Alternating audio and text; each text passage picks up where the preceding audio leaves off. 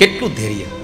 એકવાર એક માણસો, એક મહાત્માજી પોતાનું પ્રવચન આપતા હતા અને એ પણ ધૈર્યની વાત કરતા હતા કે ગમે તેવું હોય માણસે ધીર રાખવી જોઈએ, ધીરજ રાખવી જોઈએ, માણસે અધીરું ન થવું જોઈએ. એક માણસે ઊભા થઈને પૂછ્યું કે હે મહારાજ, છાયણીમાં પાણી લઈને જવું હોય તો કેટલી ધીરજ રાખવી? જોઈ છે ને છાયણી, અનાજ ચાળવાની, લોટ ચાળવાની, જે તમે છામણો કહો છો ને, એ છાયણીમાં પાણી ભરી અને લઈ જવું હોય સામે, અહીંયાથી પાણી ભરવું હોય ને સામે છેડે લઈ જવું હોય તો કેટલી ધીરજ રાખવી જોઈએ? મહાત્માજીએ જવાબ આપ્યો, એ પાણી બરફ થઈ જાય ત્યાં સુધી ધીરજ રાખો, પછી બરફને તમે ભરીને લઈ જાઓ. માણસ પોતાના જીવનમાં ધીરજ રાખે તો દુઃખી નહીં થાય. દત્તે ધૈર્યમ તુયો ધીમાન સધીર પંડિતો થવા. પંડિત એ છે જે માણસ ધીરજ રાખે છે. દેવર્ષિ નારદ કહે છે આપ ધીરજ રાખો, હું તમારા દીકરાને જગાડીશ, અને તમારા દીકરાને જગાડું નહીં તો હું હરિનો દાસ નહીં. તદાહમ ન હરિર દાસો લોકે ત્વામ ન પ્રવર્તયે. હું હરિનો દાસ નહીં જો તમારા દીકરાને જગાડું નહીં તો. હું તમારો પ્રચાર કરીશ, તમારો પ્રસાર કરીશ. આપ ચિંતા ના કરો. ગેહે ગેહે જને જને લઈ જઈશ તમને, પણ આપ અહીંયા રોકાવો. દેવર્ષિ નારદે જ્ઞાન અને વૈરાગ્યના કાનમાં વેદ મંત્રો ગાયા, ગીતાજીના શ્લોક ગાયા, જાગે, આળસ મળીને સૂઈ જાય. હવે નારદની ચિંતા વધી કે જે માણસો આનાથી નથી જાગતા શું કરું? આકાશવાણી થઈ, સત્કર્મ કરો, સત્કર્મ કરો. હવે ચિંતા વધી ગઈ કે ગીતાજીના શ્લોક અને વેદના મંત્રોને સત્કર્મ ન કહેવાય તો સત્કર્મ કહેવાય કોને? આ ચિંતાને લઈને નારદ નીકળેલા અને બદ્રિક આશ્રમની અંદર સનત કુમારોને મળ્યા. સનત કુમારોને પૂછ્યું કે જે જ્ઞાન અને વૈરાગ્ય સૂઈ ગયા હોય એને જાગૃત કરવા શું કરવું જોઈએ? એના માટે એક જ સાધન છે, તમે એને સત્સંગ કરાવો.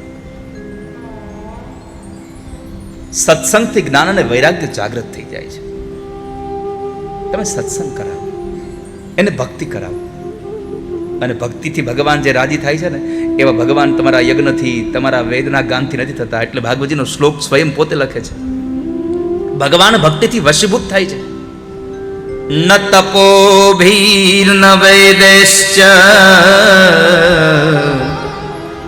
ન જ્ઞાનેનાપિ કર્મણા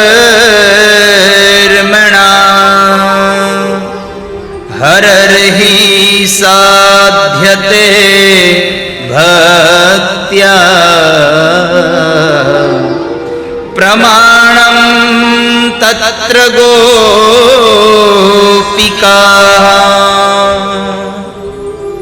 ભક્તિથી ભગવાન વશ થાય છે એનું કોઈ શ્રેષ્ઠ સાધન, કોઈ ઉદાહરણ હોય તો ભાગવતની ગોપીઓ છે. જુઓ તમે, સતત ભગવાનમાં રત રહે છે.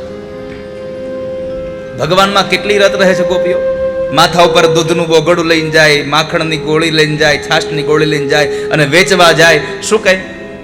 વિક્રેતુ કામા કિલ ગોપકન્યા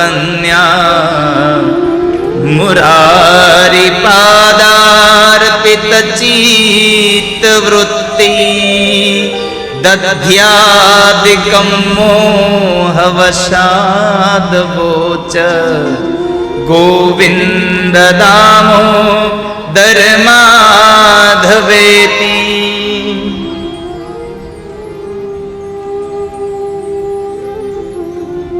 બિલ્વમંગલ સ્તોત્રમાં લખ્યું કે ગોપીઓ દહીં, દૂધ અને માખણના માટલા લઈ લઈને વેચવા નીકળે, પણ કોઈ એમ નહોતી ગાતી કે દૂધ લ્યો, કોઈ દહીં લ્યો, કોઈ માખણ લ્યો. એ તો એમ કહેતી કોઈ ગોવિંદ લ્યો, કોઈ માધવ લ્યો, કોઈ મુરારી લો. જ્યારે તમારી ભક્તિ આવી થઈ જાય ને ત્યારે ભગવાન તમારા વશીભૂત થાય.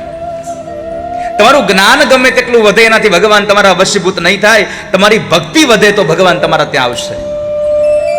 આ સંસારમાં તમે જુઓ, મીરાને ભગવાન મળ્યા, નરસૈયાને ભગવાન મળ્યા, સંત તુકારામને ભગવાન મળ્યા, એકનાથજીને ભગવાન મળ્યા, સંત જ્ઞાનેશ્વરને ભગવાન મળ્યા.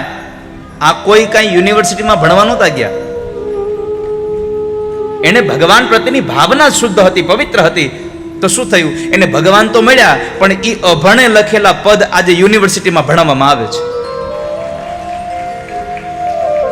જ્ઞાન તમારી પાસે કેટલું છે મહત્વ નથી, તમારી પાસે ભાવ અને ભક્તિ કેટલું છે એ બહુ મહત્વનું છે.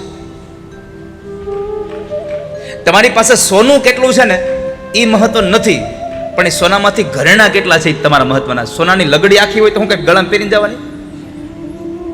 ભલે 1 જ ગ્રામનું હોય પણ ઘરેણું હોય તો પહેરવા થાય. તો અહીંયા આગળ જ્ઞાન ગમે તેટલું હોય પણ ભગવાન તો ભક્તિથી જ પ્રસન્ન થાય છે.